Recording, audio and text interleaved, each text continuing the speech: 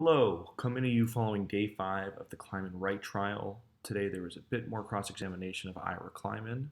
Then that finished, and we primarily saw film depositions that were, at least the transcripts of which were released, many months ago, if not over a year ago in some cases. So not much new information today. We can expect almost certainly on Monday that Craig Wright will be taking the stand.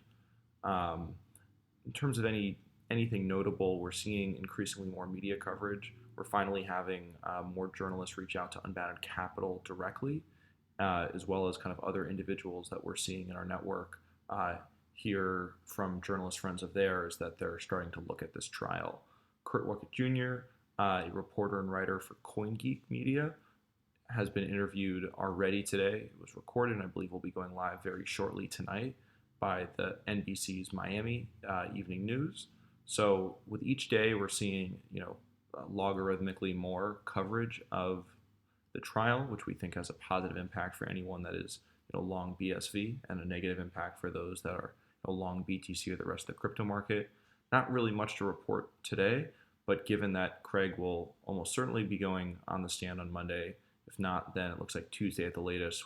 We expect some, fireworks, potentially some new pieces of evidence around the question of is Craig Satoshi, as well as significantly more increased coverage then.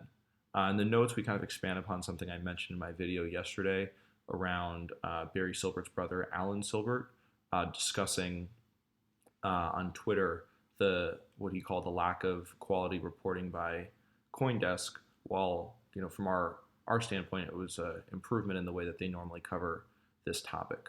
So, unfortunately, since that happened, we've seen, I think, a degrading in quality and objectiveness from the news outlet, but I'm confident that that may turn around in the coming days. But I understand the stress and pressure that those at CoinDesk are likely under from their parent company, Digital Currency Group, as well as kind of all the other crypto news outlets that you have journalists that kind of want to report the truth, but they're kind of within this system where there's significant amounts of bias against Craig Wright and kind of the history of Bitcoin.